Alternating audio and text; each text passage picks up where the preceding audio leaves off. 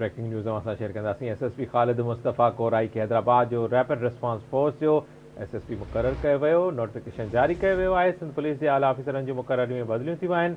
Notification बि जारी कयो वियो आहे। IG सिंध ग़ुलाम नबी मेमण जी मंज़ूरीअ सां ऑफिसरनि जी मुक़ररनि ऐं बदिलियुनि जो नोटिफिकेशन जारी कयो वियो। CPO में पोस्टिंग जे इंतज़ार में वेठल SSP ख़ालिद मुस्तफ़ा कोराई खे हैदराबाद जो रैपिड रिस्पॉन्स फोर्स जो SSP मुक़ररु कयो वियो, जिन ते आसिफ बुघियो खे बदिली कयो वियो आहे। CPO में पोस्टिंग जे इंतज़ार में वेठल इरफान मुख़्तार भुट्टो खे बदिली करे SSP स्पेशल ब्रांच कराची मुक़ररु कयो वियो। सैयद मोहम्मद अब्बास रिज़वी खे बदिली करे CIA जे वेलफेयर CPO सिंध मुक़ररु कयो वियो आहे, जिन ते कमर रज़ा जिस्कानी खे हटायो वियो।